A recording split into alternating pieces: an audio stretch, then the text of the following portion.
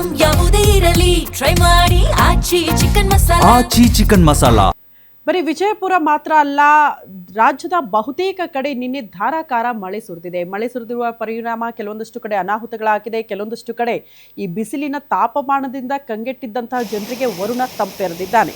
ರಾಜ್ಯದಲ್ಲಿ ಮುಂಗಾರು ಪೂರ್ವ ಮಳೆಯ ಅಬ್ಬರ ಜೋರಾಗಿದ್ದು ನಿನ್ನೆ ಹಲವು ಜಿಲ್ಲೆಗಳಲ್ಲಿ ಮಳೆಯಾಗಿದ್ದು ದಾವಣಗೆರೆ, ಕುಂದಾಪುರದಲ್ಲಿ ಸಿಡಿಲು ಬಡಿದು ಇಬ್ಬರು ಬಲಿಯಾಗಿದ್ದಾರೆ. ದಾವಣಗೆರೆ ತಾಲೂಕಿನ ಜರೇಕಟ್ಟೆ ಗ್ರಾಮದ ಜಮೀನಲ್ಲಿ ಕುರಿಗಾಹಿ ಅಜಿತ್ ಮೃತಪಟ್ಟಿದ್ದಾರೆ.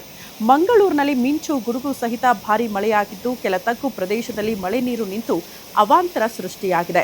ಹಾವೇರಿ ಹಾಗೂ ರಾಣೆಬೆನ್ನೂರು ತಾಲೂಕಿನಲ್ಲಿ ಭಾರೀ ಮಳೆಯಾಗಿದ್ದು ಮರ ಬಿದ್ದು ನಾನಾ ಅವಾಂತರ ಸೃಷ್ಟಿಯಾಗಿತ್ತು. ಕಲಬುರಗಿ ಜಿಲ್ಲೆಯ ಸೇಡಂ ತಾಲೂಕಿನ ಮುಧೋಳ ಗ್ರಾಮದಲ್ಲಿ ಮಧ್ಯಾಹ್ನ ಭೀಕರ ಗುಡುಗು ಗಾಳಿ ಸಹಿತ ಭಾರೀ ಮಳೆಯಾಗಿದ್ದು ಮಳೆಯ ಆರ್ಭಟಕ್ಕೆ ಮದುವೆ ಸಮಾರಂಭ ನಡೆಯುತ್ತಿದ್ದ ಕಲ್ಯಾಣ ಮಂಟಪದ ಮೇಲ್ಚಾವಡಿ ಕೂಡ ಹಾರಿ ಹೋಗಿದೆ. ಮದುವೆಗೆ ಬಂದಿದ್ದ ಜನರೆಲ್ಲ ಪರದಾಡುವಂತಾಯಿತು. ಗಾಳಿಯ ವೇಗಕ್ಕೆ ಹೆದ್ದಾರಿ ಪಕ್ಕದ ಬೃಹತ್ ಮರಗಳು ಧರೆಗುರುಳಿದ್ದು ಕೆಲ ಕಾಲ ಸಂಚಾರ ಸ್ಥಗಿತಗೊಂಡು ಟ್ರಾಫಿಕ್ ಜಾಮ್ ಉಂಟಾಗಿತ್ತು. ಇತ್ತ ಚಿತ್ರದುರ್ಗದ ರಾಮಸಾಗರ ಗ್ರಾಮದಲ್ಲಿ ಆಲಿಕಲ್ಲು ಸಹಿತ ಸುರಿದ ಮಳೆಯಾಗಿದ್ದು ಮಳೆ ನಡುವೆ ಬೃಹತ್ ಗಾತ್ರದ ಆಲಿಕಲ್ಲು ಧರೆಗೆ ಉರುಳಿದೆ.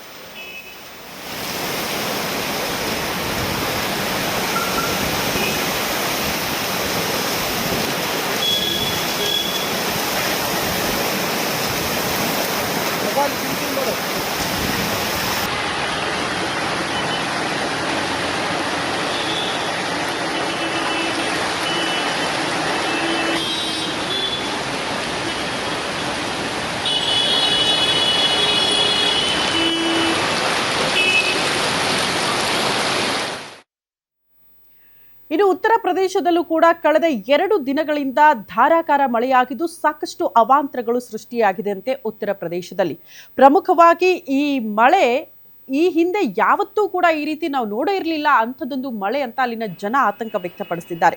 ಬಿರುಗಾಳಿ ಸಹಿತ ಭಾರಿ ಮಳೆಗೆ ಇಲ್ಲಿ ತನಕ 111 ಜನ ಬಲಿಯಾಗಿದ್ದಾರಂತೆ. ಸಂಭಾಲ್, ಉನ್ನಾವ್ ಸೇರಿ ರಾಜ್ಯದ 19 ಜಿಲ್ಲೆಗಳಲ್ಲೂ ಕೂಡ ಭಾರಿ ಮಳೆಯಾಗಿದ್ದು ಜನ, ಜಾನುವಾರು ಹಾಗೂ ಬೆಳೆಗಳಿಗೆ ಭಾರಿ ಪ್ರಮಾಣದಲ್ಲಿ ಹಾನಿಯಾಗಿದೆ.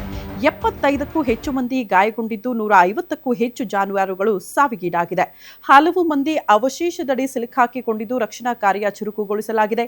ಭಾರಿ ಗಾಳಿ, ಮಳೆ ಹಾಗೂ ಸಿಡಿಲು ಮಿಂಚಿನ ಅಬ್ಬರಕ್ಕೆ ಬಹುತೇಕ ಕಡೆ ಭಾರಿ ಗಾತ್ರದ ಮರ, ಗಿಡಗಳು ಹಾಗೂ ವಿದ್ಯುತ್ ಕಂಬಗಳು ಧರೆಗುರುಳಿ ವಾಹನ ಸಂಚಾರ, ವಿದ್ಯುತ್ ಸಂಪರ್ಕ ಅಸ್ತವ್ಯಸ್ತಗೊಂಡಿದೆ. ಹಲವು ಮನೆಗಳು, ಕಾಂಪೌಂಡ್ಗಳು ಕುಸಿದು ಬಿದ್ದಿದ್ದು ರಕ್ಷಣಾ ಕಾರ್ಯ ಮುಂದುವರೆದಿದೆ. ಸಾವಿನ ಸಂಖ್ಯೆ ಮತ್ತಷ್ಟು ಏರಿಕೆಯಾಗುವ ನಿರೀಕ್ಷೆ ಇದೆ.